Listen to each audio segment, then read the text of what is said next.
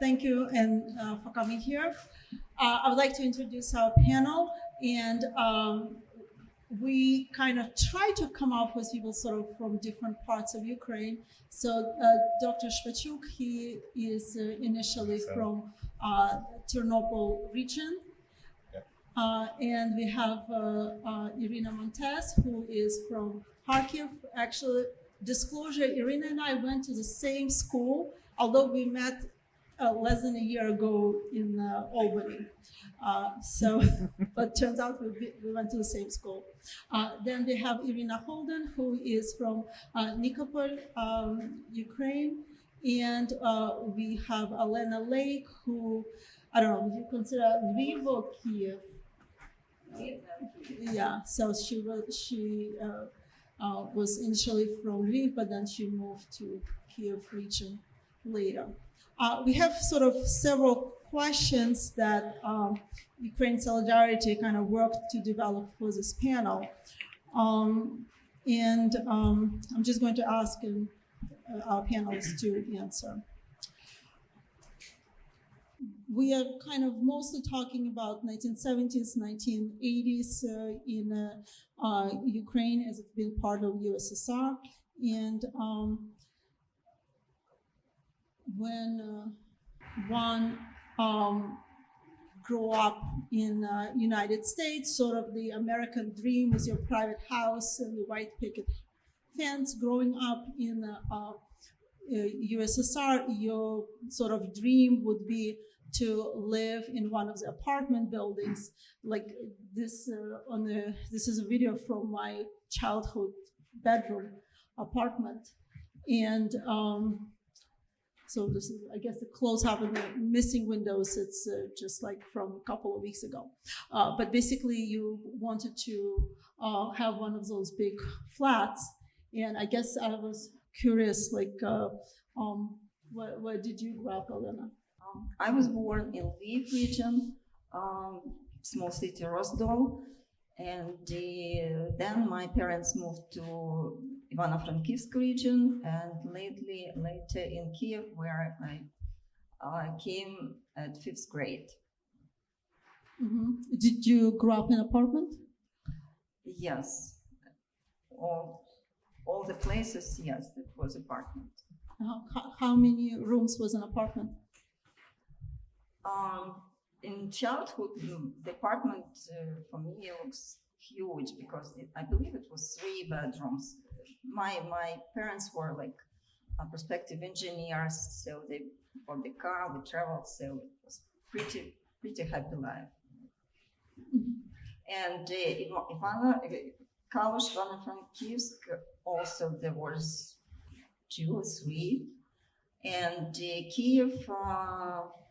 It was a small city near Kiev. There were 2 bedrooms. I mean, we do not 2 rooms ago. 2 rooms apart. 1 bedroom. You don't even say bedrooms. You just say 3 Irina, rooms. how about you? Where did you grow up? I grew up in a city called Nikopol, Dnipropetrovska Oblast. And my parents decided when they had their misfortunes, of which I would like to talk about later. They moved to the town of Nikopol, and they decided not to wait for apartment from the government. They bought a small plot of land, and I don't remember exactly what the measure is in English language. In Ukrainian or Russian, it's called sotka. And basically the measure is 10 by 10 square meters, which is 100 square meters.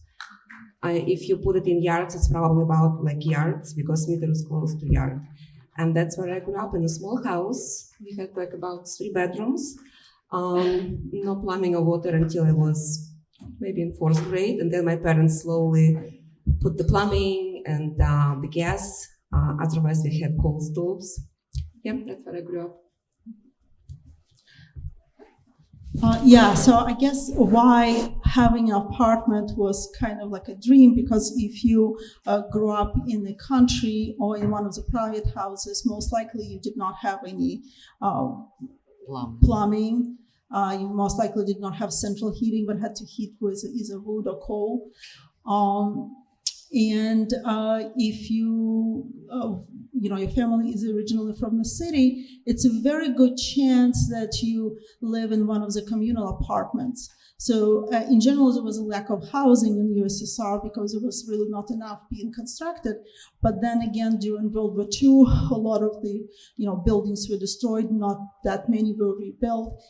And up after the revolution, a lot of people who lived in the big apartments were expelled from those apartments, or maybe you had this apartment with multiple rooms. You will end up having just one of those rooms, and absolutely total strangers from who knows where will be living in all the other rooms. So it will be communal apartments with multiple families living in the same apartment. And then, of course, people would want to get a private apartment.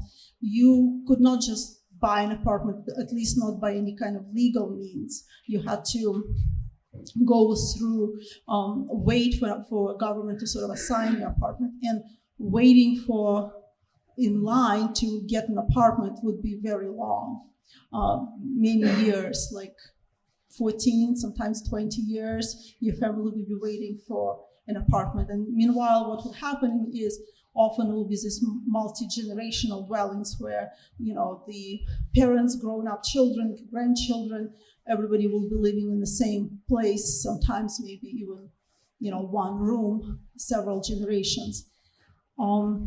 My family, initially when my parents got married and lived in Kharkiv, they with some difficulty obtained a room in a dormitory, and we were able to obtain a private apartment only because our dormitory was being dismantled and given to different organization. So my parents only waited in line for 7 years to get a private apartment because of that lack of their dormitory being dismantled. Irina, how about you? Hi, everybody. I was born in Kharkov region in the suburbs of Kharkiv in the house first. But then when I was, I believe, 3 years old, my father received an apartment because you didn't buy it. You were provided that apartment. Irina, do you know how long your family waited for that apartment? Not too long, because my father changed the jobs. He was a professor first in one of the institutes in Kharkiv, but he went to this bureau for design and engineering designing only because they promised him that it would not be too long to wait for apartment. They were norms. If you have a family and if you have 2 children, and if there's the same gender, you will get only 1 room for those children. If they're different genders, you would get like more rooms. We had 2-room apartment. When everybody's saying we had 3 bedrooms, it's not like here. Those rooms were the rooms. They were not dining room and living room, and then you have 3 bedrooms. It was just 3-room apartment, kitchen, bathroom, and toilet. So we got a 3-room apartment. I don't know how, because I have a sister, not a brother. So we shared the bedroom with my sister. My parents had shared bedroom, and we had like a living room for everything. So, but my grandmother still lived in the suburbs, so I should say that we shared, because we spent all the weekends, all the holidays. We were shipped to the grandmother's house while our parents worked. So all the majority of the summers, unless our parents had a vacation and we would go somewhere, so we would spend half and half. So summers, weekends in the grandma's house, and the rest of the time in the apartment in the city. The house, the building was similar to what Anna showed.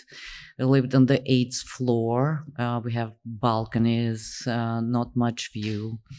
And our school, because our parents sent my sister and I to school with intense learning of English, where Anya also was there, it was pretty far from where we lived, and we took tram or bus with my sister. There is no specific transportation like here for kids to take a bus. At first, our grandma stayed with us so she can bring us to school. It was 18 stops on the tram. So we would get up a little earlier and need to go there with our book bags and everything. So this is how I grew up. Thank you. Dr. Shachuk, would you like to tell us? Yeah, I'm a countryman. I was born in village. It's very old. From Halachina, near Halach, 20 kilometers down on the bank of second biggest river, Dniester. And the name is Ustya Zelene. Was established in 13th century. So I had this whole generational and things on my kind of way. We live in house. There was 2 rooms in house. One big room, my parents and 5 kids, and other small room, kitchen and grandparents. Also, we had barn nearby, or with all these animals and things. So my son Victor is on the last row with my grandson, and they have a chance to be there. So, Victor, stand up. So he spent whole vacation time over there with my grandparents. It was whole kids from 5 of us spending vacation, fishing, taking care of animals. It was a beautiful time for them. So, and my topic is going to be about selo, about village, about kolkhoz, collective farm. I will tell you in detail on my skin and my heart. Thank you. Yes, I have some additions. This is what Anna explained, that there was communal apartments, communal distribution, but there was also distribution by enterprises. So my parents get this very quickly because the enterprise where they work, they have their own kind of buildings. How they participate with, how they share with municipality, it's a different thing, but it was much faster. That is why if you are engineer or somebody who is working in a whatever successful job, you will be provided that much faster. So that is why they moved with the job. And what else I remember, the measurement requirements for giving communal apartments, it was 4 square meters. We say that when you die, you have 2 square meters. When you're alive, you have just 4. So that was true. The grave is 2 square meters. No. Coffin. Okay, bright side. Excuse me, just addition, so that if not everybody knows, 1 meter, it's like 3 feet. Yeah. 1 yard. It's close to 1 yard. Yard. Square yard. During that time period, what did it mean to you to be Ukrainian? What activities, pastimes, experiences made you feel more or less Ukrainian? And how did these activities and pastime were provided to you by the state, by the communities, by private individuals? Anybody? I can start. I grew up in the eastern part of Ukraine. That means we were Russified much more. So it is difficult question was about identity, identify yourself as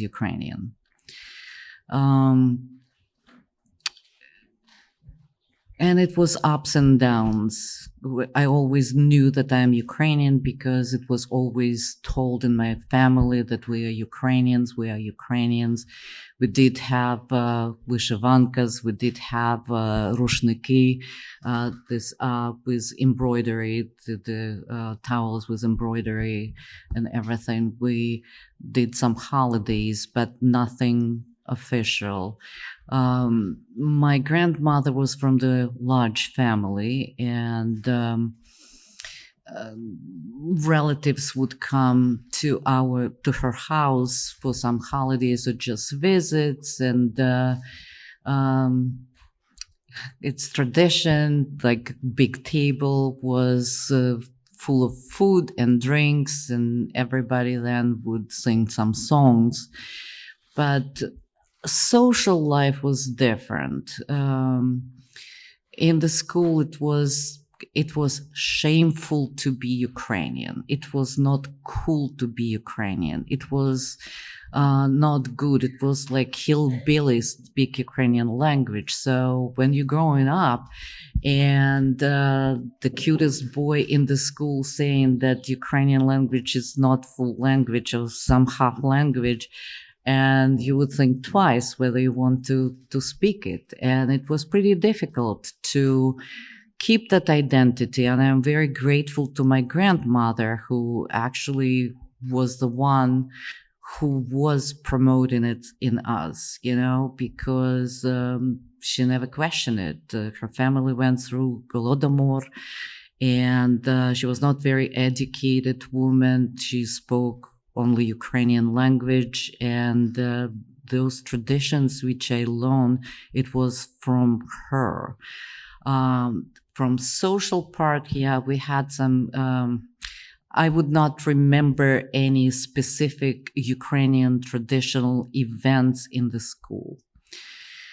They were promoting Soviet Union and Ukraine as a republic, so it would be, among others, some Ukrainian national costume or something like that. But otherwise, no specific Ukrainian events I do not remember.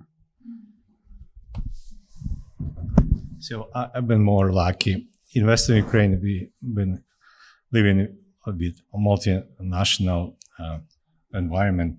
In my town, there's historically over 3 different type of nationality: Ukrainian, Polish, and Jewish.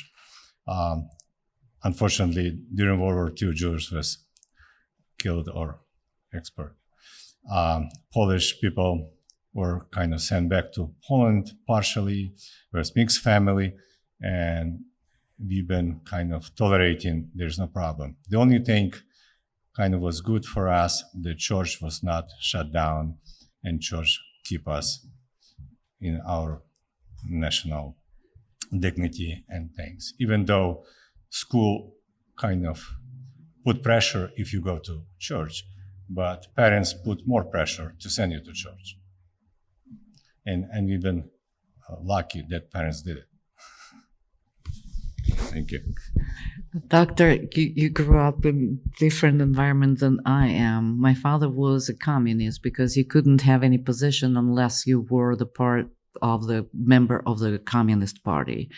So it was absolutely forbidden to go to church. I remember when we were teenagers, and on Pascha, on Easter, there is a tradition, it's all night service, and you bring, and in the morning, you greet each other, and you say things, and you kiss each other. It was very attractive for teenagers to be. So with some friends, we went there, and it was militia patrols, and some of our friends were taken for questioning, and your parents would have big problems. And of course, in the school, you would be doctrine was communist. So when you are a little kid in elementary school, you are oktябрёнок. If you are in middle school, you're a pioneer. In the high school, you're комсомолец. Actually, you would have a big repercussions if somebody knew that you went to school. My grandmother, who I spoke earlier today actually secretly baptized my sister and I. So she brought us to church so that we would be, part of that, because she couldn't see it because she grew up that way. And I do not have that habit. I do not have that need to go to church service because it was never, I don't know, not only allowed but cultivated in me because it was, yeah.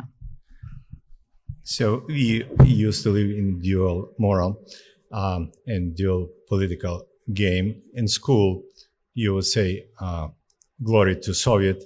At home, you say glory to Jesus.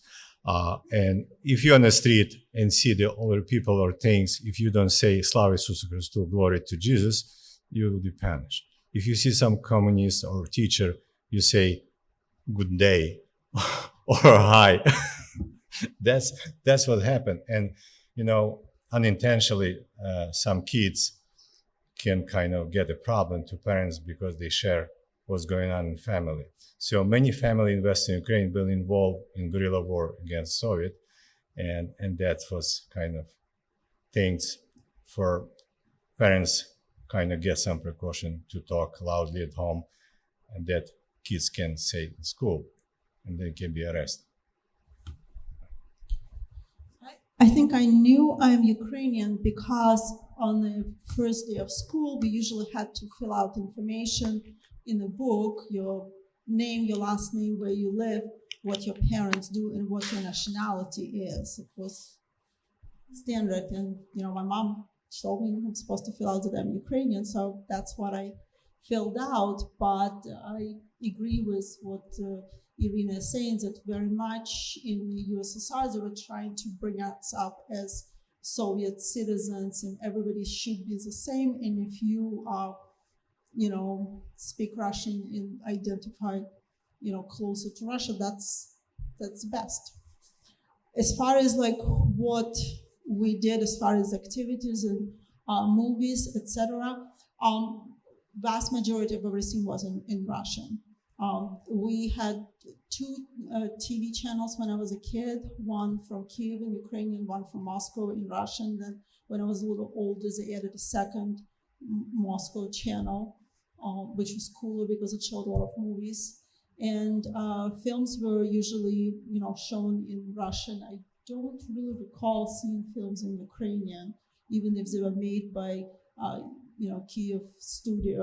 Sometimes we had Ukrainian cartoons. We did have like a evening channel, the Branish led by Pan Panas, which was this kind of an older guy wearing a Shivanka shirt, and he would tell stories.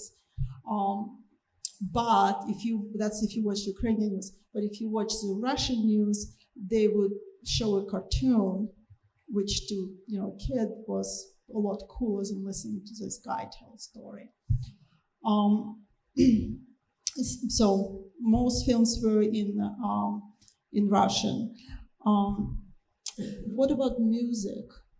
What kind of music did you guys listen to?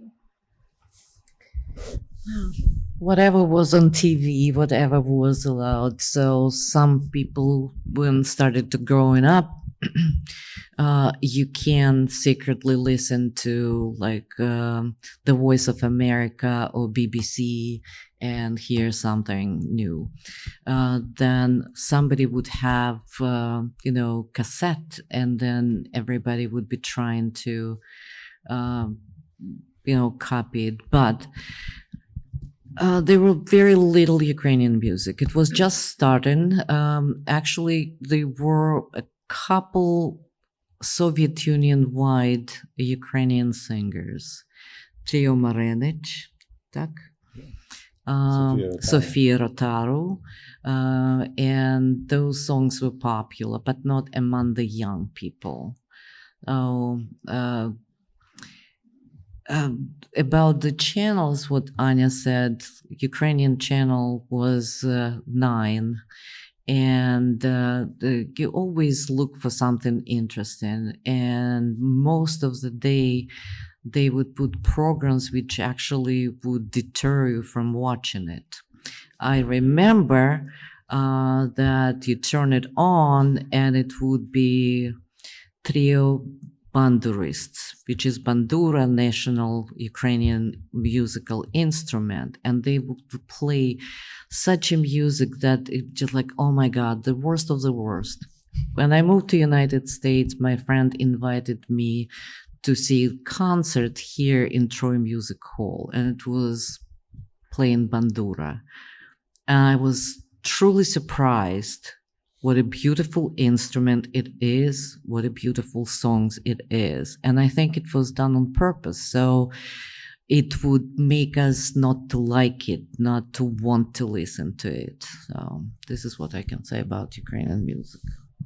Yeah, I remember hippie time, and we were growing hair, and in school they asked us to cut the hair down, and we will listen secretly from, outside radio, wherever we can get. So otherwise, in the folklore or regular things was very widely used for our parents. After hard work, they got together, they sit on the side of the house, and they sing. They sing very nicely. It was tremendous experience for kids, and we kind of try to, repeat our things a little bit and get something involved. And they can dance even though they work hard, but that's help them to survive.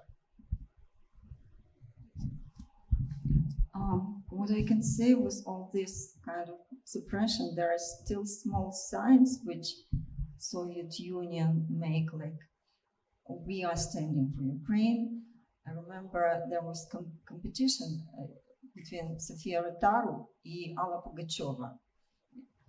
Whoever knows this, there were two singing stars, and it was competition who will get reward of народный артист, people's artist, like People's Award, yeah. what? People's Award, right? Yes, people's award. So it's highest top. And Sofia Rotaru got it first. So it was kind of, we will make this look that we value Ukraine. So this kind of small signs sparkle.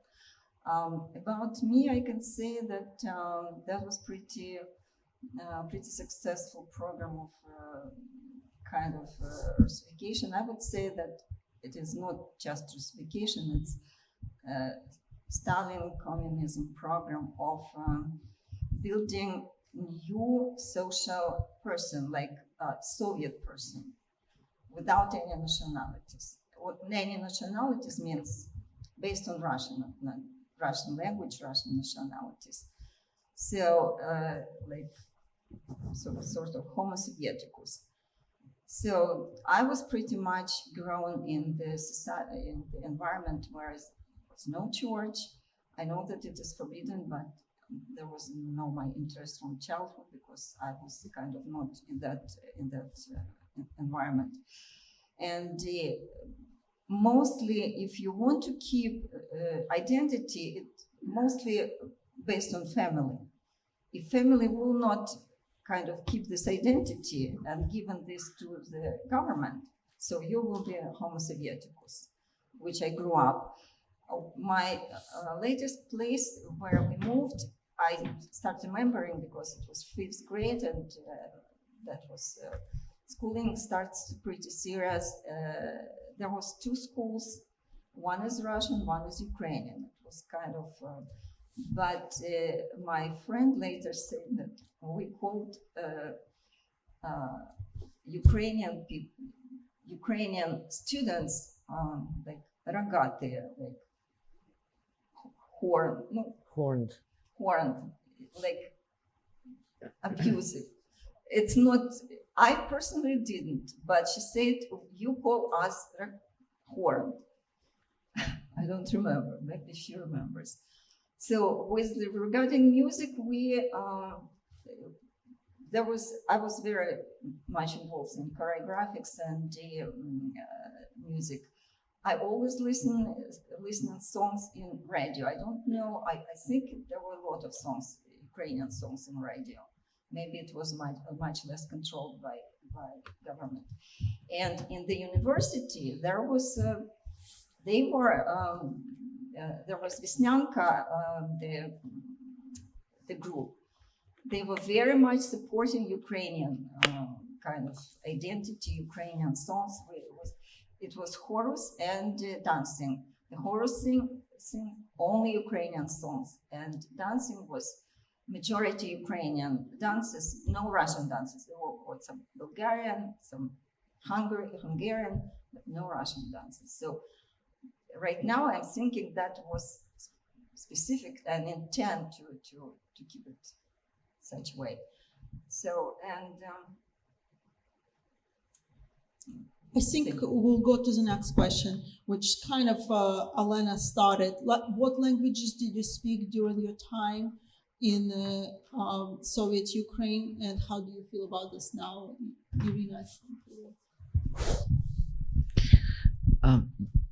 in the eastern part of Ukraine, majority of the peoples, when I was growing up, already spoke Russian. My grandmother spoke Ukrainian. She grew up in Kharkiv region. My aunt, who is a little bit older than my mother, they have 18-year difference. She went to the same school where my mother and father graduated from, and it was Ukrainian school. My mother and father graduated already Russian school. It was the same school. Kharkiv is a large city. It had 1.5 million population at the time when I was going to high school. And there were only 2 Ukrainian schools in the whole city. Only 2 Ukrainian schools. The rest of the schools were Russian. There were absolutely no colleges, institutes, or universities which would have studies in Ukrainian in Kharkiv, where I grew up. So, like maybe in western part of Ukraine, it was still, I know, they were, but not in Kharkiv. We had Ukrainian language in school. It was 2 hours per week. One was Ukrainian language, one was Ukrainian literature. You can opt out of participating in those studies. You could not opt out of doing Russian. And we had much more hours per week in Russian than Ukrainian. As I mentioned before, it was a lot of people who were in suburbs and villages. They continued to use Ukrainian, but then in our region, this new language, it's like a fusion between Russian and Ukrainian, which we call Surzhyk, was born. And a lot of people started to speak it and using Russian words included in Ukrainian. It became socially not cool to speak Ukrainian. Our relative grew up with a grandmother because her mother was brought to during the World War II to German camp. So she grew up with grandmother who, out of principle, spoke only Ukrainian. And she told us a story that she was somewhere in public speaking with her grandmother Ukrainian language, and the comments, very open comments, look at them. They look like intelligent women, but they speak like hicks, sort of, because they spoke Ukrainian. So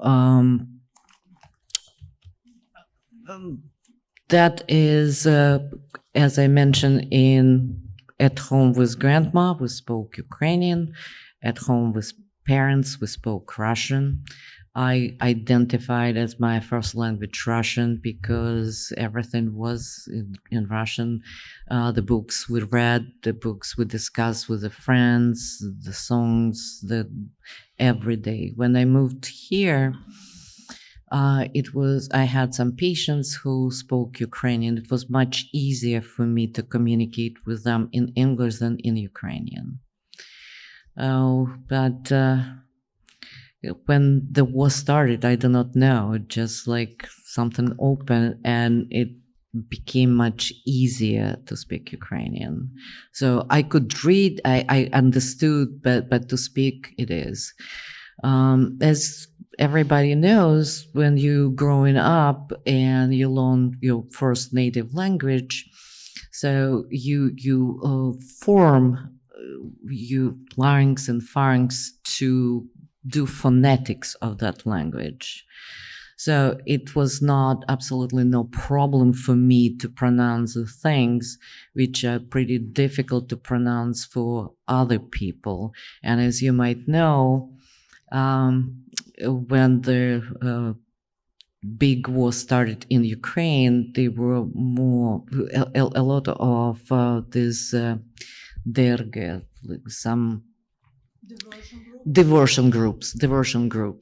So Ukrainians developed this password, which was known to everybody, but only those who are on their side could pronounce. And you'll know it's Palanitsa.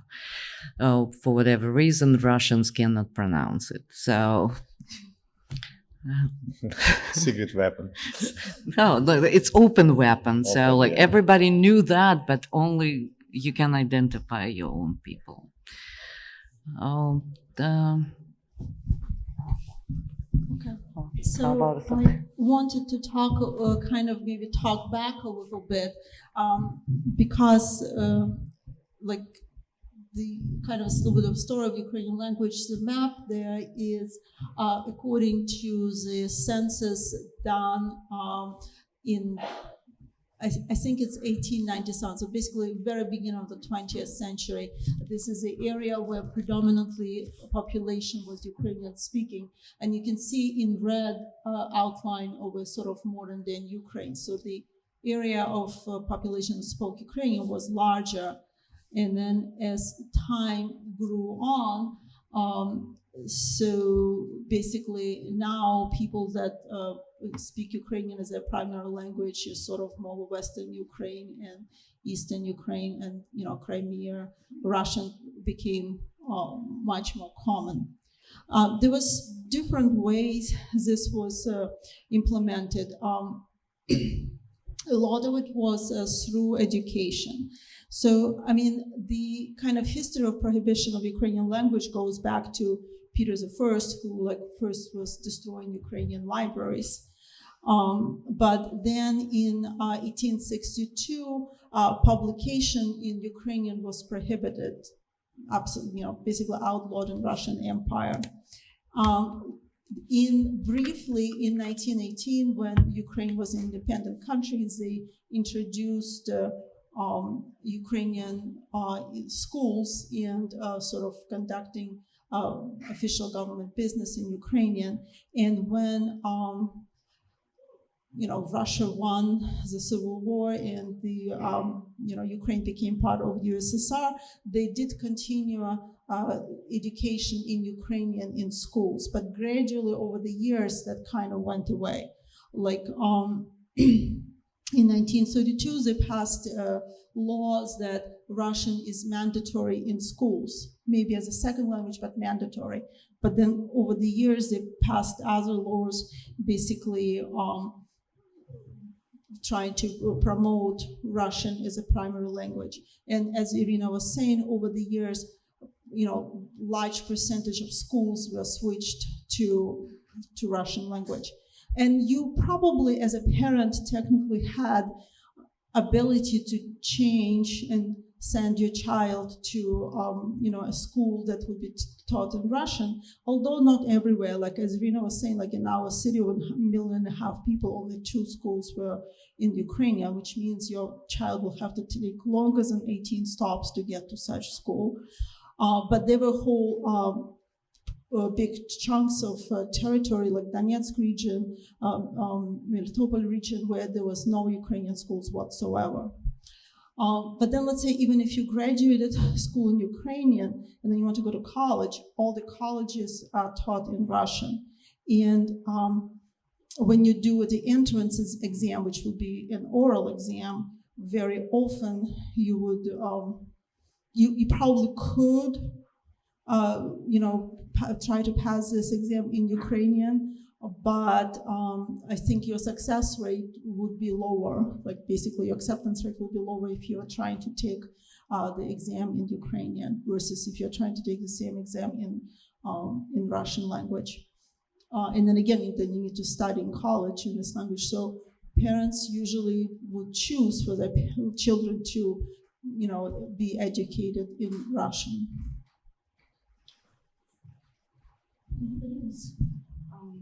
Yes, I can add something about Tarasevchenko University. They still try to keep that as, I would say, castle, citadel of Ukrainian. But it still was affected with this. Personally, I was first time shocked when I started my education. It was political economy. And the professor said he was absolutely visibly rural Ukrainian person with heavy heavy Ukrainian accent when he speaks Russian. Ukrainian, why it is difficult for them to say Polyanica, because phonetic Ukrainian is difficult. We have more like alveoli N. So that is why when I heard from some Italian who is fighting in Ukraine, he started telling something in Ukraine. I thought he is kind of real Ukrainian, but he is not, because phonetically our Ukrainian language is more Western, when Russian language is more affected by Northern tribes. So anyway, and professor said we cannot study this in Ukrainian because there may be contradiction. We will study Marx, Engels, but we will study them in Russian because that might be in contradiction when it is translated to Ukrainian. And my thought was, they were not Russians, sorry. There is no contradiction when they are translated to Russian, but that would be contradiction when it is translated to Ukrainian. That, even though I was kind of Homo Sovieticus, all these small dots kind of kept collecting and kind of making the picture that this is something really not right. I add something. I even though I grew up in eastern Ukraine, in Dnipropetrovska Oblast, I went to college in Lviv, in western Ukraine, and I studied in a Polytechnic Institute. My first degree was in electrical engineering. Yes, we did have studies in Russian language. Everything was taught in Russian.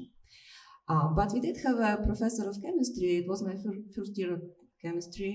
Everybody had to study it, right? And she was a Ukrainian woman. And what she did was she would come to lecture. She would say the phrase in Russian and repeat it in Ukrainian. And that's how she taught her classes. And that was, now looking back, I think it was very courageous of her to do that, because a lot of professors obviously were Ukrainian, and they spoke Russian with some accent.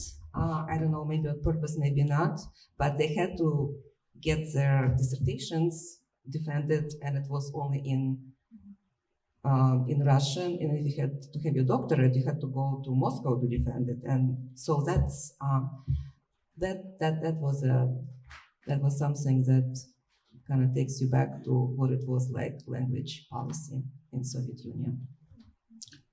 Okay, so our next question is, did you experience a process of Russification? And if so, how did it affect you as a Ukrainian?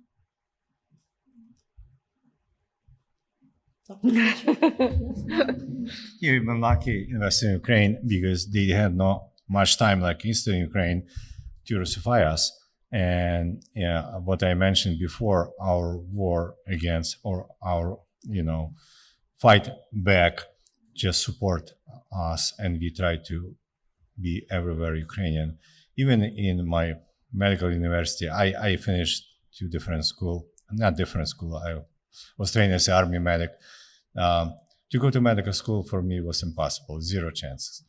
So I was because you were Ukrainian, because I you was were from the I was country? Ukrainian. I was from family who were not loyal, and there was black mark on the entire family. So to do my dream and things, I went to school. They prepare us for army medic, and sent to service. I was on active duty, and after that, I can get back to university and finish medical school and work. So, but in general, I finished in Ivano-Frankivsk, the city, which from Western Ukraine, and most of the professors were all professors from Vienna, Berlin, Paris, and they have terrible accent in Russian. It was murdering to say word in Russian, and we were laughing because we easy speak Russian because we study as kids in Russian. And one professor of pharmacology, Professor Kit, in Ukrainian Kit, in English cat, and he one of the lecture was about sexual hormones and sexual things in pharmacology, and he said in Latin it's called libido. In Ukrainian, it was potyag. In Russian, he said влечение. Like, he could not say the word влечение, and he said влечение. We were laughing to that, But that's happened. And they've been kind of very sincerely try to learn. Impossible. Like we speak with accent, you understand, but for them was impossible. But I was there. So, and they always make jokes. The first Russian were better than second Russian because first Russian came to us in 1939, when they packed between Molotov and Hitler, and they split the Poland and Ukraine, and they been till 1941 when Hitler came and pulled it out. And why they call better? Because they were pulled out for a short time. The second came in 44 and 45 and stayed till now. that was the big problem. So otherwise, the identity was exactly created by your household, your family, your parents, grandparents. School pretty much did nothing to identity. So the school were been enforcing to get Homo Sovieticus. I think the difference is, did your parents tell you you're Ukrainian, or did your parents tell you, No. shush, don't say anything at school? No, my parents never lost identity, and if I would say something in Russian, even unintentionally, it would be big trouble. I think it was the other way around with me. If I, start speaking Ukrainian, I would, my dad would not be very happy with that. And I think in general, there is a difference between, like I spoke to somebody in Latvia and I was saying, like, yes, we told our kids that, this is all Soviet propaganda and they should really listen to, what they hear from parents and in school. But I think people who were under Russian occupation for a lot longer and had survived Holodomor, you don't say anything like that to your children.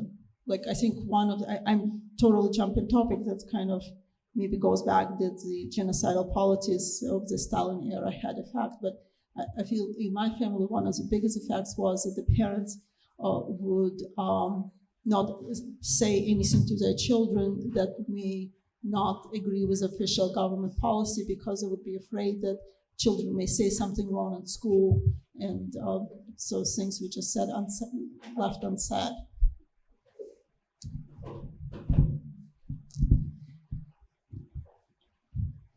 I can add something. Go ahead.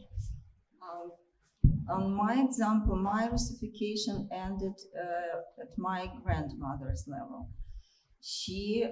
My mom was born in Kalmykia. This is the settlement, Ukrainian settlement in Kalmykia. When I looked Which at the part map, of Russia is it? when I look at that, it's right next to Kuban. What is Kuban? We all know.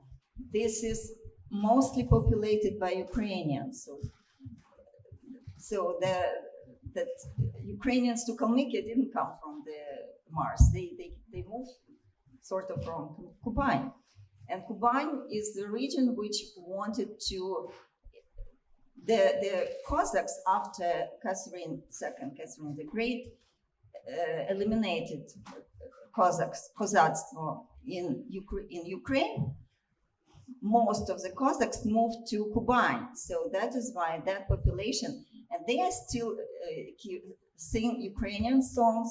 They still have Ukrainian language, and maybe they join us after the victory. So that is why my grandmother was a kind of very revolutionary person and was very excited to with Stalin's idea to build the new world, which is a disaster.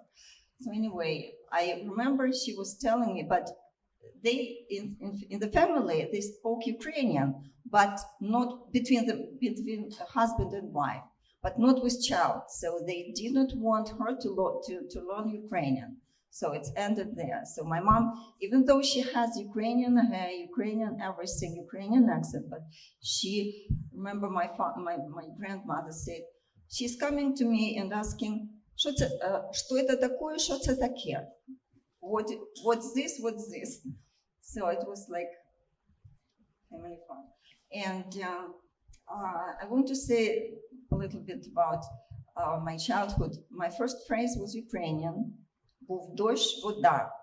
Because my nanny, my parents have ability to have a nanny. My nanny was Ukrainian, and possibly because I was staying with her a long time, possibly I spoke Ukrainian in my very, very little childhood, but I don't remember. But what is interesting is that nanny later, when we spoke about my childhood with my mom, she said, the rural people were not given the documents, so they will not leave the rural area. So that was Stalin's policy to keep rural people in the rural area, because the collective farms, they were deteriorating. Nobody wants to stay there. Everybody wants to move to the city. But it works for Russification as well. So rural area was predominantly speaking Ukrainian. So if they do not move, if they are locked in there, in the rural area, so there will not be influence to the cities from this real Ukrainian people. And only the people like girls, practically it's like illegal immigrant in own country. She was able to escape because without documents, and only means of survival was what she get was his nanny. So it's like what illegal immigrants doing here for legal immigrants. So this is what is interesting about that. And one more addition. There are many Ukrainian settlements in Russia. There is a settlement in far east near Khabarovsk, where if you remember this Pavutynya operation, spider network, one of the tracks supposed to go to Ukrainka, the city Ukrainka, in the Khabarovsk area. Why it is there? Because many people who were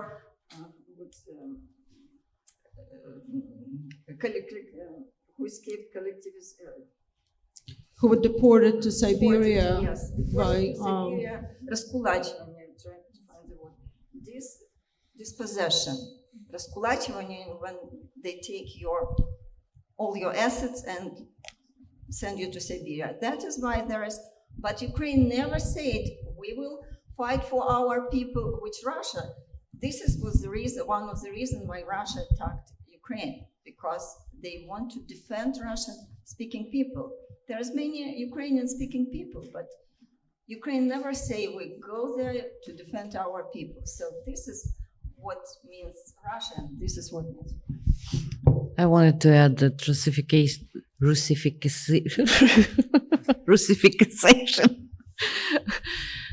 It's more of a social issue, not only language.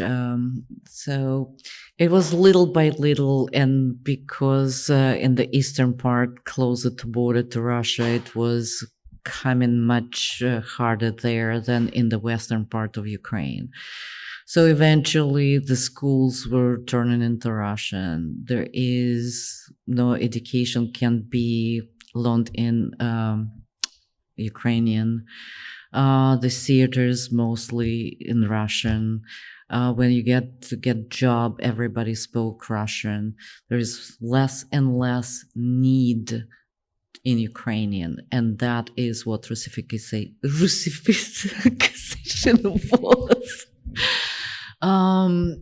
And eventually, as the question was the first one with identity, we were becoming this Homo Sovieticus, but it was all based on Russian culture. I don't even know what is Russian culture is, but on what they were trans-Soviet culture, and the main language was Russian, and all what you knew, your traditions, your nationality was pushed away. And it was pushed away in a way that it was not needed. It was not interesting. And this is what it was, how it was pushed away. And I'm glad, despite all of those, we still could preserve it, even in Eastern Ukraine. And Slava Ukraini. So, next question. Did Stalin's genocidal policies and later Soviet policies have impact on Ukrainians that lasted into this period? Did it affect your family or community? Irina? Yeah. I've got a story, and some people here already heard the story. My husband doesn't have to listen. This is a story that won the heart of his. My husband has an elderly aunt who is a widow of his uncle. She lives in San Antonio, Texas. Born and bred, right? That's how you say. The granddaddy, a cotton farmer, called gently, right? Cotton farmer. So the story of my father. My father was born in 1919, my mother in 1922. They met during war. My father was an officer in the Soviet army, of course, and he was a party member.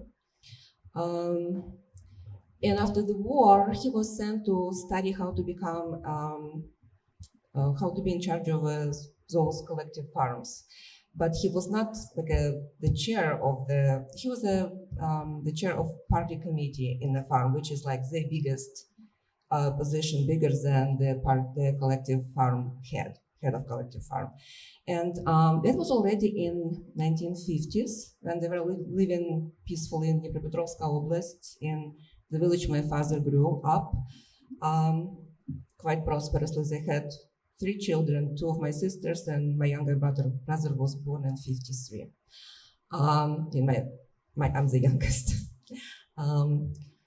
At that time, Stalin died. Stalin died in 1953, and Khrushchev came, and Khrushchev had big plans. He wanted to outdo America. He wanted to have everything more off in the Soviet Union than Americans had. We will grow more. We'll have more meat, more milk, and we also will grow corn, because them Americans, they grow corn. We're gonna plant a lot of corn, and we're gonna have it more than Americans. And the directive came, and I'm coming from the region which is basically breadbasket of Europe. The most, the soil is what is called chernozem in Ukrainian, the black soil. It's the most, it's a wonderful soil for growing wheat. And those three particular counties, one of them was our county. And my father said, well, we cannot plant corn. We have to plant wheat because that's what we eat. We eat bread. We need to plant wheat. And so he did. I mean, he said, he basically directed the farmers, collective farmers, to plant wheat. And of course, there were well-wishers who told on him to the party committee in Nikopol, and then it went to Dnipropetrovsk. Now it's Dnipro. And of course, my father was called to Dnipropetrovsk, and he was said, you so-and-so, why did you disobey the directive of the party? And my father said, look, we don't know this culture. We don't grow corn here. We need to grow wheat. And he was told, at that time, Brezhnev was the head of the Oblast committee, party committee, and they said, well, we're going to kick you out of the party and out of your position. My father said, fine. But Brezhnev was actually nice to him. He said, look, in 6 months, we kind of will take you back. Don't worry, just sit quiet. And my father said, I cannot be in the same party with crooks. And at that time, at this point, his career was over. They had to leave the village where they lived because they had to vacate the house because he was not in charge anymore. And they moved to town of Nikopol. That's where I grew up. It's a blue-collar town on the banks of Dnipro River. At that time, they were just about to make a Kakhovka Dam and make it a man-made sea. But before that, there was just a river, Dnipro. And my father became a truck driver. That was it. His career was over. And you could judge by yourself. Did it affect our family plans, future? They basically, I'm basically from mixed background. My mother was Russian, from Russia, and my father was Ukrainian. They met at the front lines because the Germans didn't come to my mother's village literally a few miles. That's how they met during the war. But my mother accepted all the Ukrainian things, never learned proper Ukrainian, forgot proper Russian, and spoke on that surjik, as you said, Irina. But her mother moved with them. She sold her house in Russia, so they had little money. They bought little plot of land, and they said it was 4 sotka, so basically 400 square meters. It's a small plot. It's a really small plot, enough for a small house and maybe a few fruit trees. That's where I grew up. And that's the story of corn. And when I told this story to Aunt Bunny Sue, she really loved this story, and she sent me this book,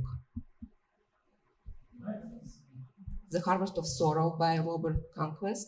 Came out in 1985. I think it's was the first one of the biggest Western revelations about Holodomor and the politics of Stalin regime in Ukraine. So that's my story. Thank you for letting me tell that. So she mentioned about collective farm and village. Actually, the reason I agreed to be a panelist because I want to tell the story about collective farm, kolhosp they call.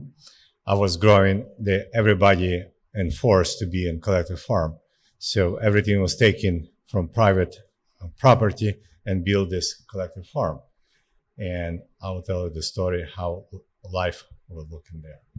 So before 6 o'clock a.m., even dark, we hear the voice, the brigadier or foreman walking through the street and saying, Romka na buraке, Shtefka na kukuruzu. He get the order from the street who need to do what for everyone. And 6 o'clock a.m., the radio on the pole signal from Kremlin. 6 часов утра, 6 a.m., everybody wake up. Everybody's already wake up because this foreman already awake, and kids as well. We've been scared about his voice. He's a big guy, having, iron voice, and be scared like that. So that everybody got to take care of animals at little small farm to survive, and go back to field and work whole day, take care of all these things what's supposed to be. So the salary was, so what they call avance, or some preliminary salary was at this time, exactly before, rain is coming in June, and each workers, or mostly women, they get 1 bag or 50 kilo of sugar, 2 big bags with wheat, and 50 rubles equal $50. That's it. And then at the end of the year, when harvest is taken care, and we work on this field, entire family, 5 kids, my mom and 2 grandparents. And in late November or early December, we get final check. 150 rubles, 4 bags of wheat, and 2 bags of sugar. Survive. Dr. Shvachuk, Yeah. how much money would the factory worker make around the same time? And the factory worker gets steady salary, and the factory worker in the city, we call them pan or sir, wherever because they have every month steady salary between 60 to 100 rubles. In the village, it's slavery. Also, they were banned. You cannot move from the village, and you could not have passport. You cannot leave the village. So what happened during winter season, there was not much to work on the field. So our men tried to get some building material, and they've been handies, and they've been allowed to move to Siberia to chop the wood or cut the wood. And you know what happened? In a town hall, they give 1 passport for team 18 to 20 workers, and big list with names with a stamp. So you imagine they are flying to Moscow, and 1 man with passport going ahead, and 18 men behind, try to be lost, otherwise they're gonna have trouble. They have no documents, no passport. That's what's real life over there. So, and the word slavery, that's the best word. And my grandfather, who getting his kind of education in Vienna, and he was, intelligent guy, he told me first things. He was named as my Ivan. He said, Ivasu, the first things what you're gonna do, get out from kolkhoz. Get out from any point. And I did it. I'm here. Thank you.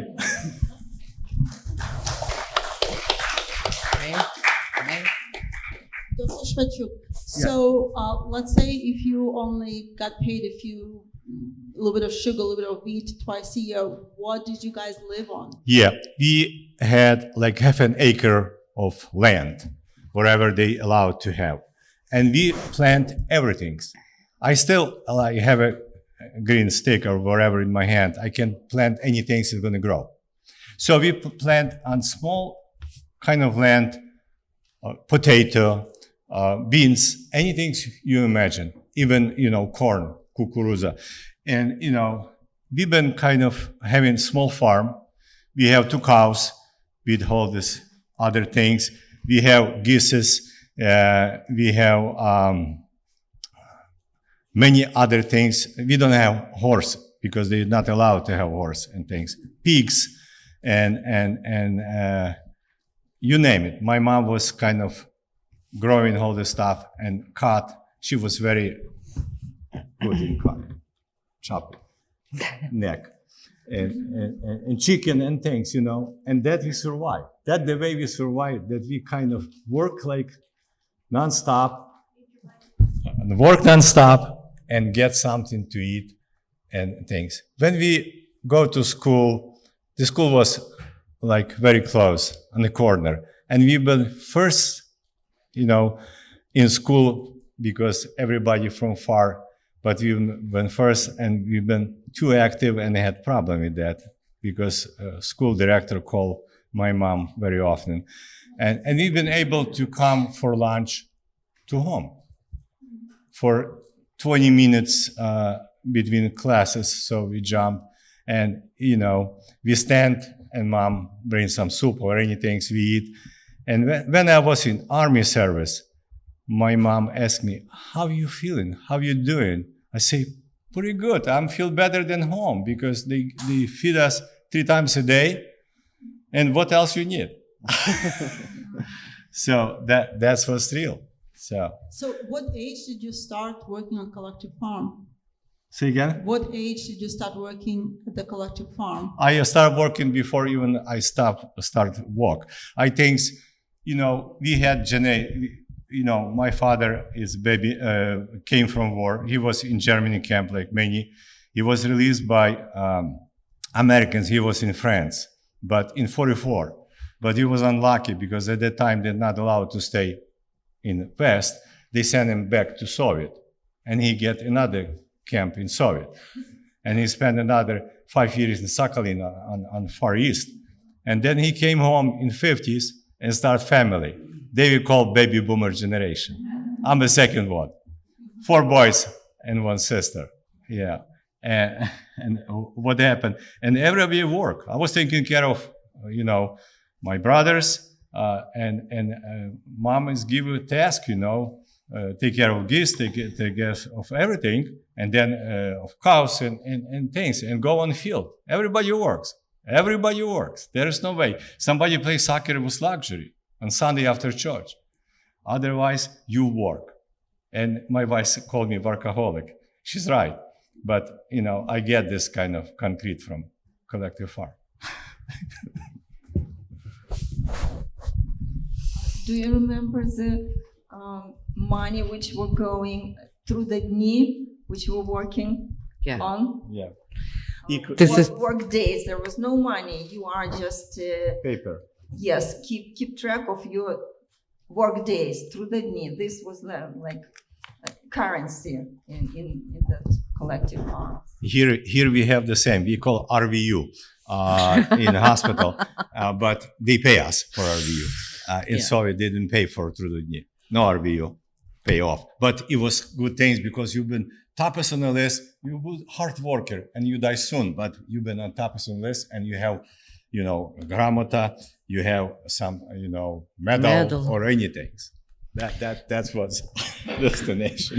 I wanted to add about collective farms.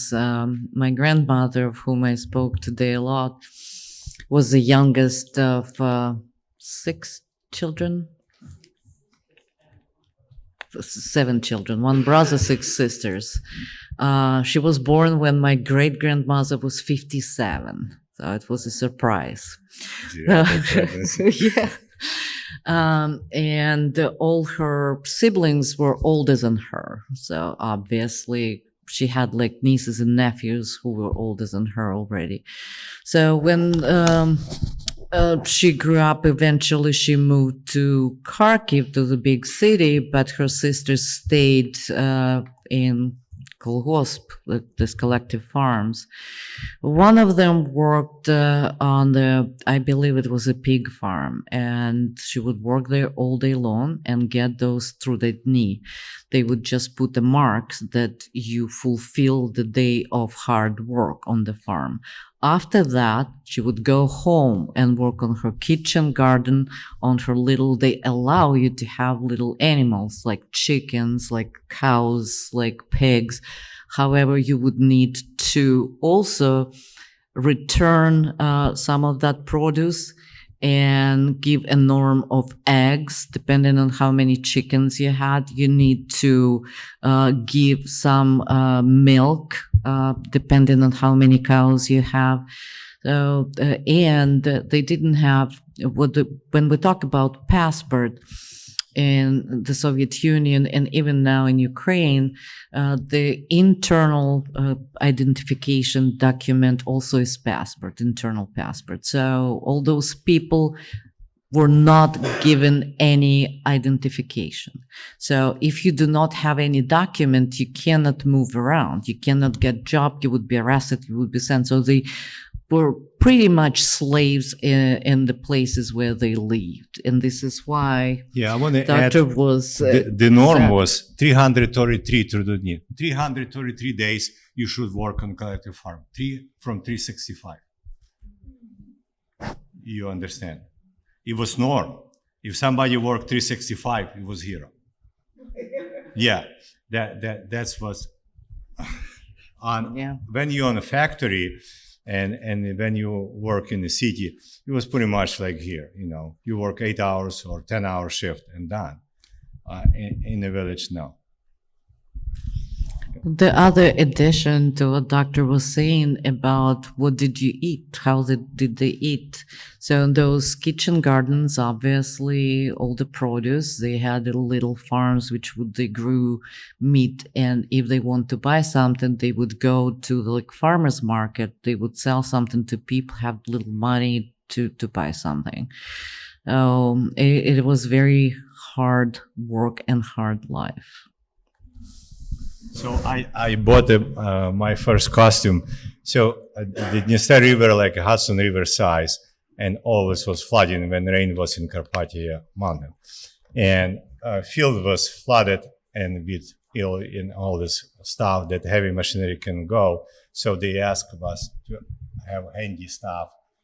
And I did, after 8th grade, I work like almost a month, and they pay me like equal about 25 rubles, and I was able to buy my first costume, and I was so proud to wear them when I finally get to this cadet school for Army medics. So that was my best thing in my memory. Otherwise, the clothes was very simple. The boots on the season, you know, the only things you try to escape, slide down when you go down from the school. And this kind of lower part of the shoes, you very sliding. and also the problem was that it was cold, that you need move, not stayed. One day, school was closed because of temperature. They get regulation. Everything's 25 Celsius down. The school was Minus closed. 25. Minus 25 degrees Celsius. So the river was frozen. In half an hour, whole school was on the river playing hockey with cans and primitive stuff from the fence. And school director came and said, no more. Even minus 50 degrees, you're gonna go to school. There was never 50, but 20, 25, even Tori was not bad. You know, the climate's pretty much like here, the continental, and not crazy, because they think we are in Ukraine, you know, like in Siberia. It's not. Like in the, Hudson Valley climate. In Western Ukraine, I'm not saying about steppe. Oh, it's a little dry in the steppes, but pretty much close to this, yeah. I want to quickly kind of summarize our question about genocide. So in Stalin's time, it was direct genocide. We know how Stalin drew the borders of the republic's nations. He moved the nations. He took all Crimean Tatarian and moved to whatever, somewhere, someone to Siberia, someone to Uzbekistan, Kazakhstan. So we know about also collectivization, the dispossession when Ukrainians were moved. So with after Stalin, it was still it was not that hard genocide, but the Russian language was much more prestigious. If you speak Ukrainian, you are limited with Ukraine. With Russian language, you kind of open to all the abilities in Moscow, Leningrad, anywhere in the Soviet Union. This was kind of propaganda. And this was the same in Russian Empire. That is why Ukrainian person, Gogol, Ukrainian writer, he was writing about Ukraine in Russian language, even though he was Ukrainian.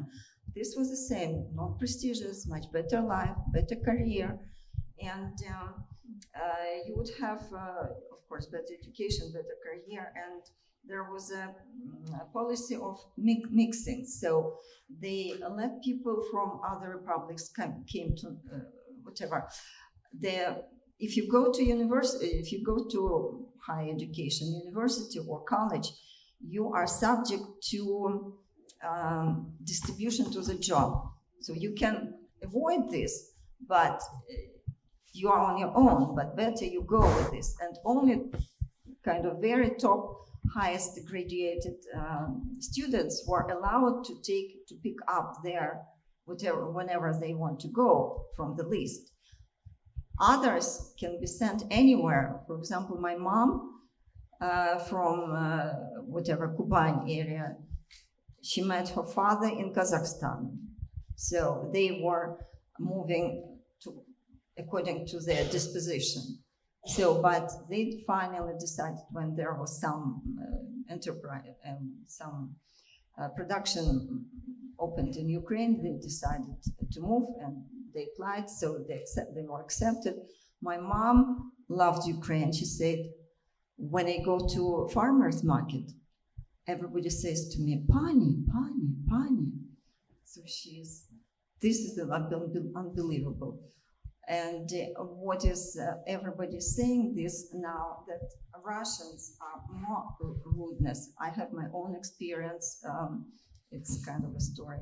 But right now I hear many people in the internet, they say, comparing, this is real rudeness in Russia going on. And what is national idea which keeps Russian, so they have very kind of deteriorating country, but what keeps them together is propaganda of big country. The hymn, the anthem is related to a big country.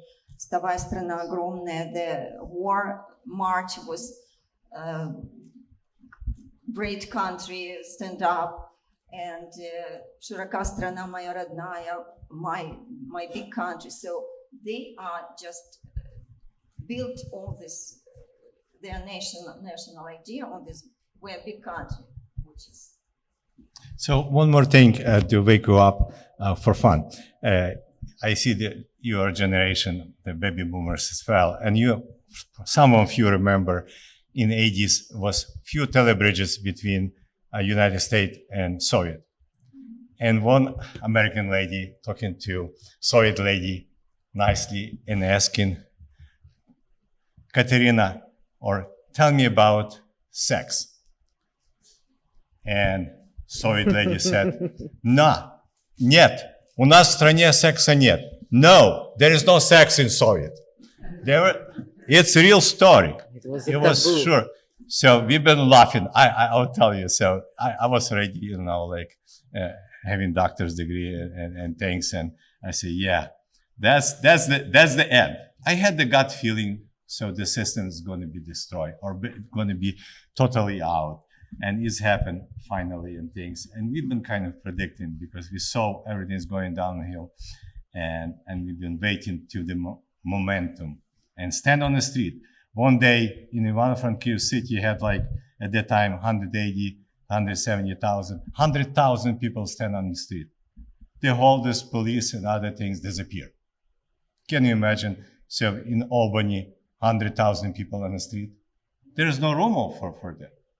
There's no street for 100,000. Yeah. Okay, I think we need to answer some questions. The audience. Actually, yes, I The think that we're going audience to need to open ask it to if they questions have from any the questions. audience. Yeah. Please.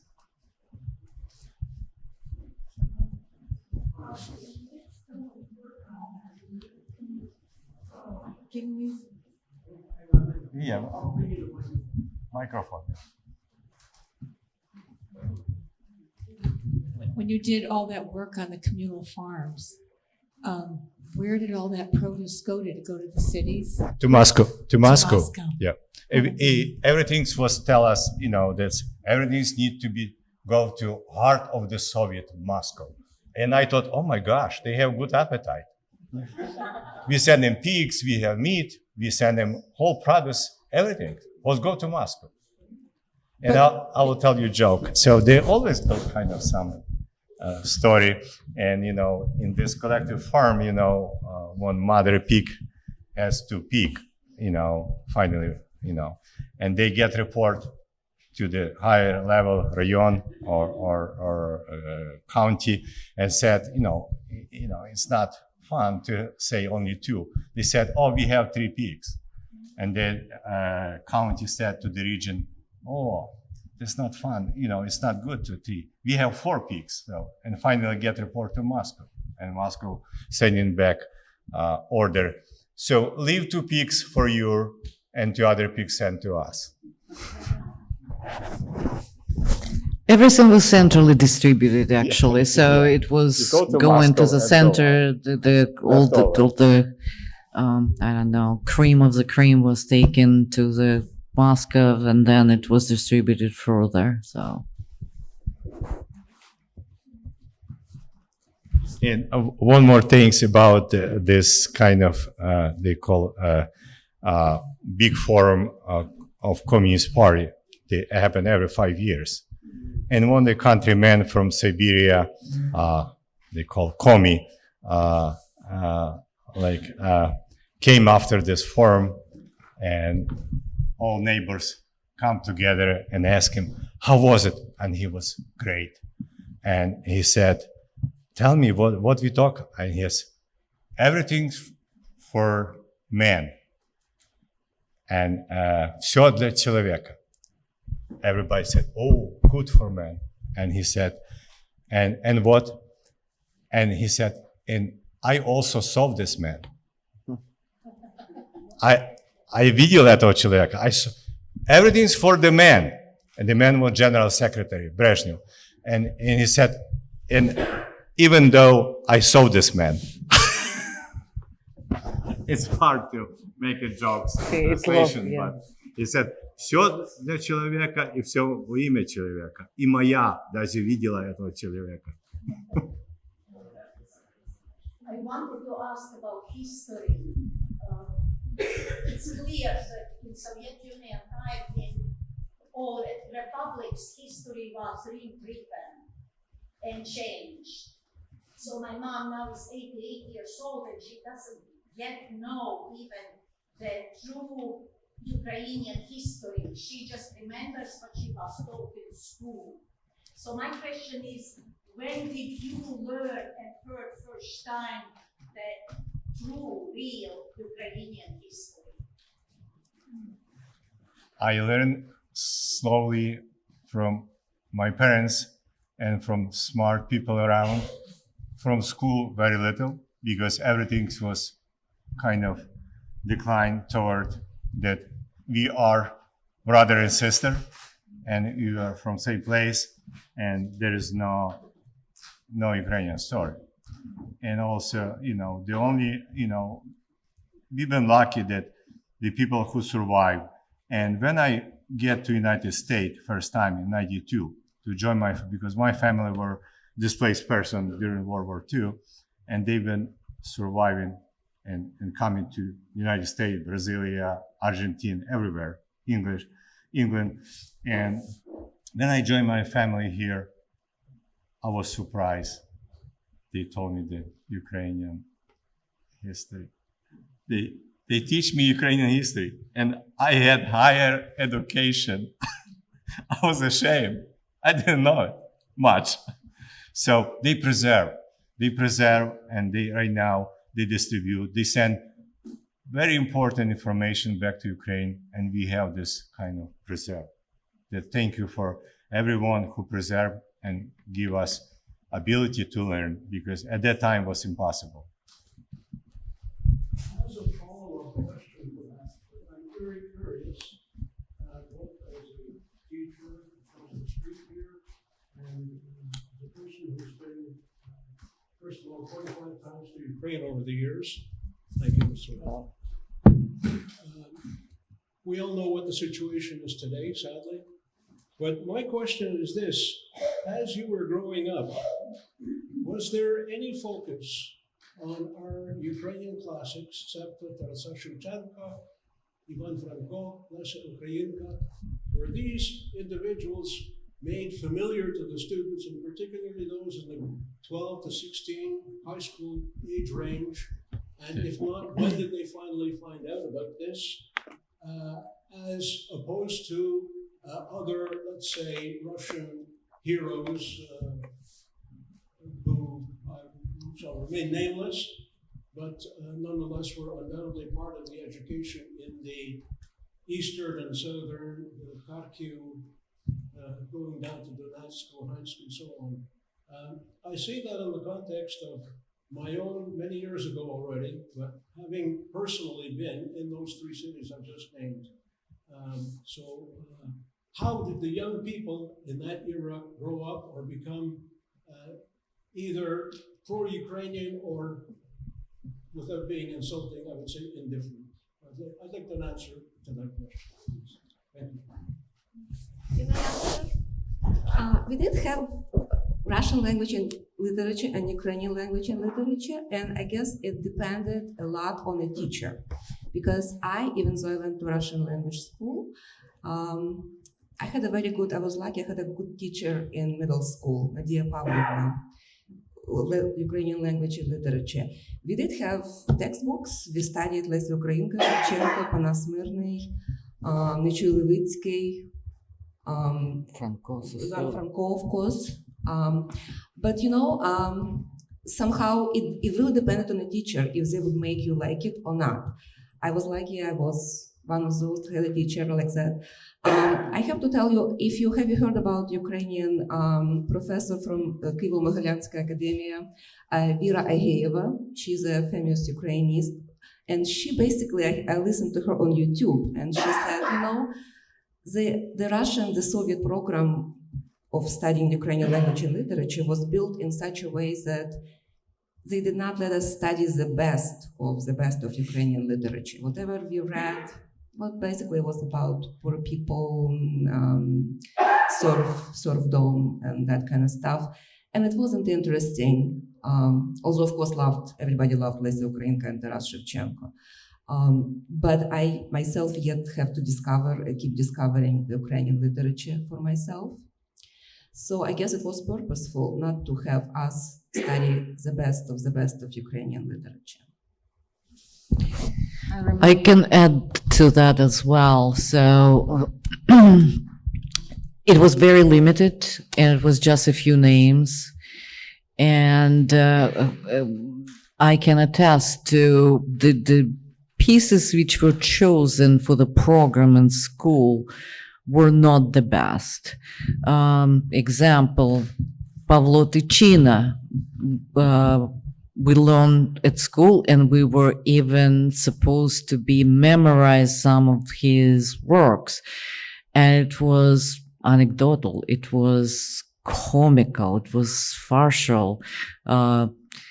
Tractor would make sound dir, dir, dir. And, we were laughing over it. And then there's his lyrics, Gai shumlet, which we learn now. I think this was done purposefully. So it was very limited. We had at home some of the, Ukrainian poets, but we haven't heard about, the killed Возрождение.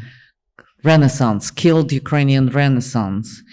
Only after independence, we had Les Kurbas theater, Ukrainian theater. Before that, I never heard about them. So it all depends on the teacher, how dedicated they were, and the family. So we had a few books and what they asked us to learn at school. And then if you open it and you find much better lyrics and much better poems And we were not introduced to that in school. It was outside. So whoever did not have that opportunity to have a family member, to have like in their own library something, or the teacher who was interested, pretty much they were doomed to be indifferent.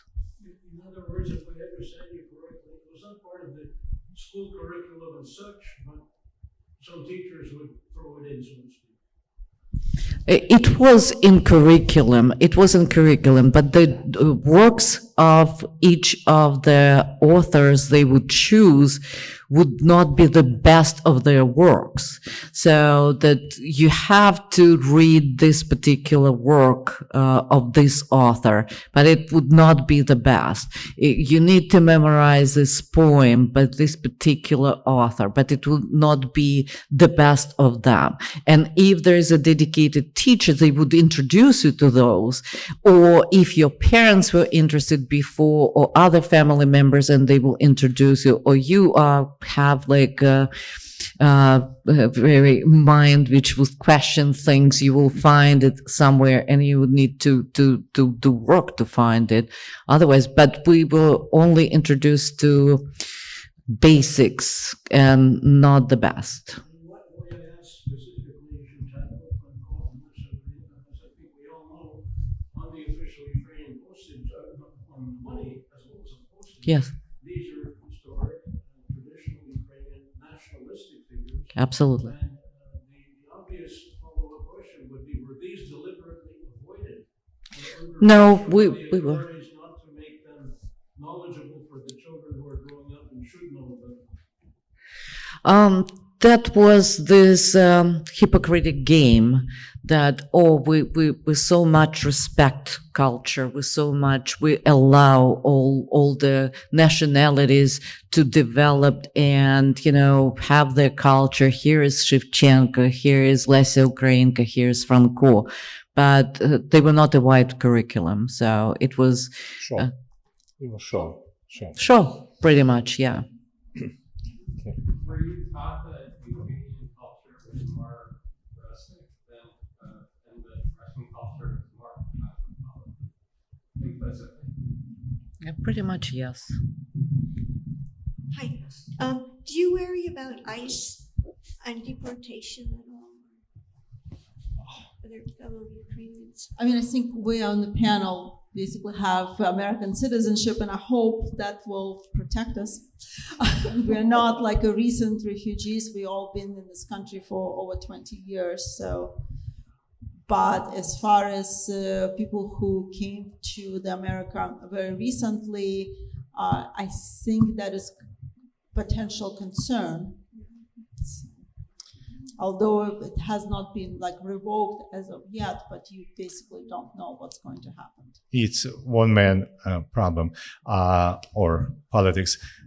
I think in Europe it's completely different. Many countries have high interest to keep Ukrainian, Poland, Germany, northern country, because Ukrainian hard worker, intelligent people, and add to the worker class very highly, and that's.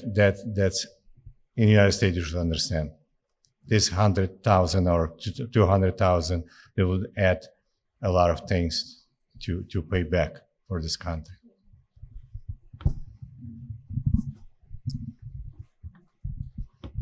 I have a question for Dr. Schwachuk, and that is, I heard that you had served in the Soviet Army in Czechoslovakia. Correct.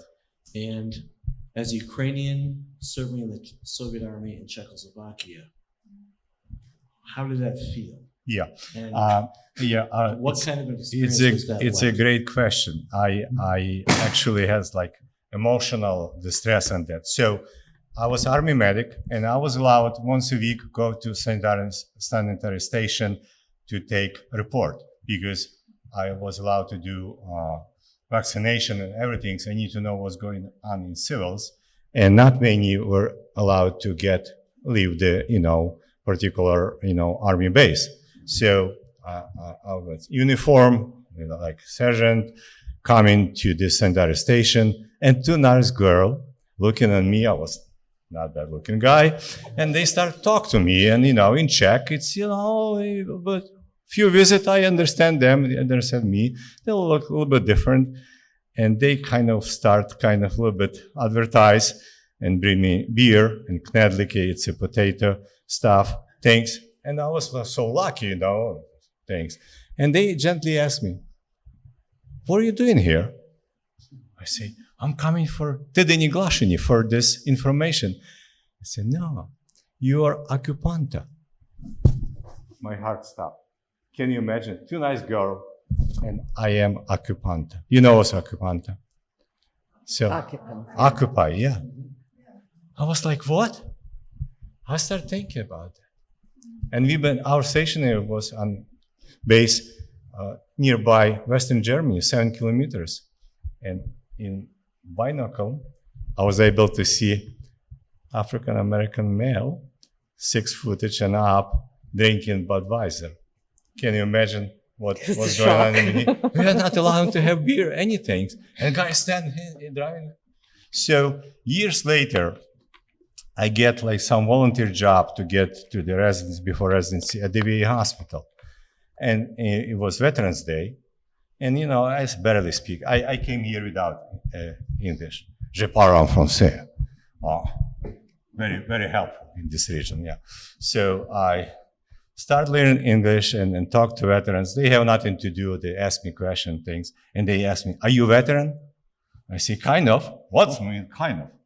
So, but I'm a veteran, but from other side.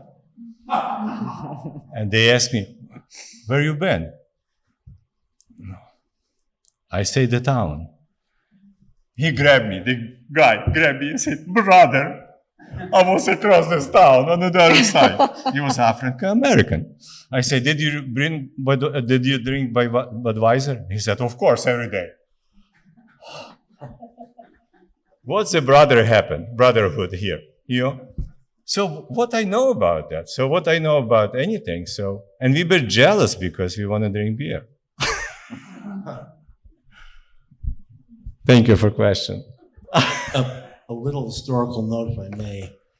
Dr. Schwarz's father, a German POW, came back to the Soviet Union, right? Was liberated by the Americans, right? Yep. And they turned him over to the Soviet authorities, as many Soviet POWs got turned over to the Soviets.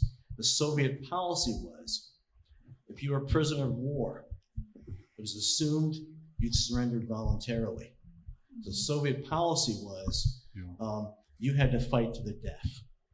Okay, so if you're a dead Soviet soldier, you would perform your duty.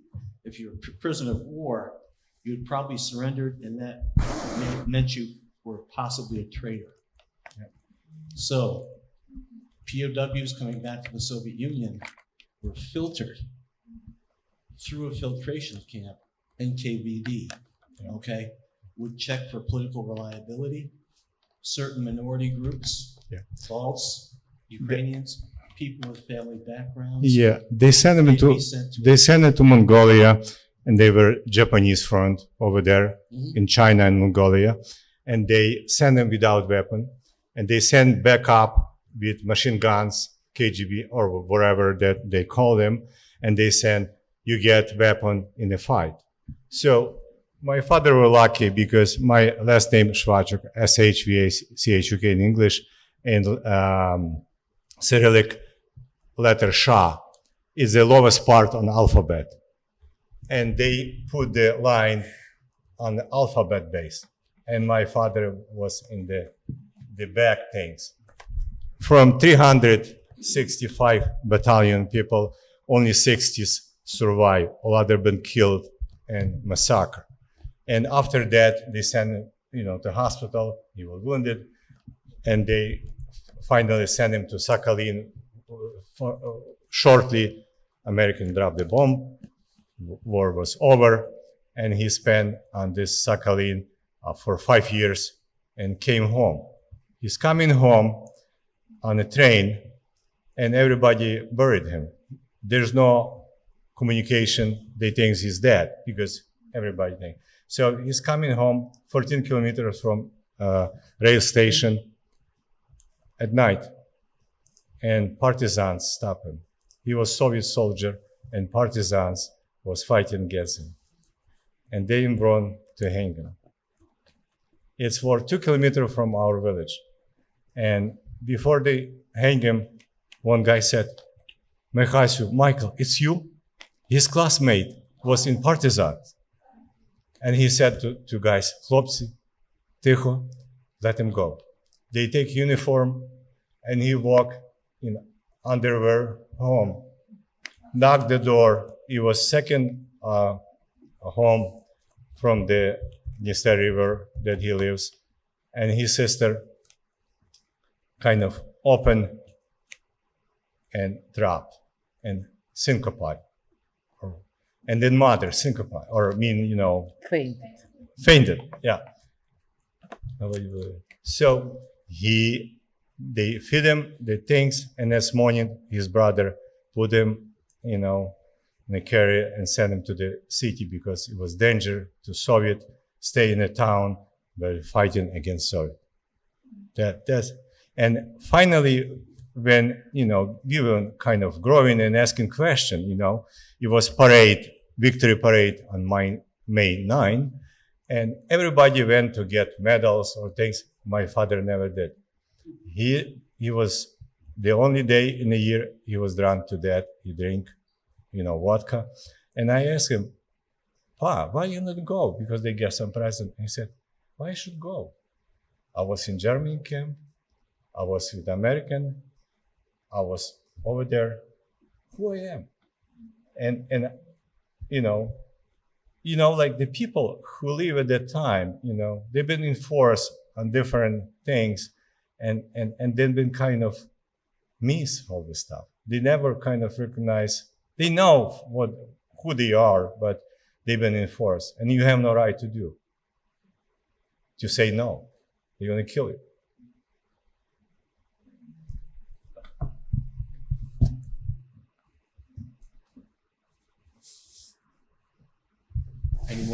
Any more questions from the audience? The NKVD barrier units, by the way, all right, that stood behind the line of the Soviet army to make sure that any retreating soldiers were shot, all right, it still uses a tactic by the Russian army in Ukraine today. Right? The FSB units make sure that their conscripts, if they retreat, they're going to be shot. So nothing has changed in terms of how the Soviet Russian army operates in terms of their personnel. They're completely disposable, and it's an amazing story that they survived.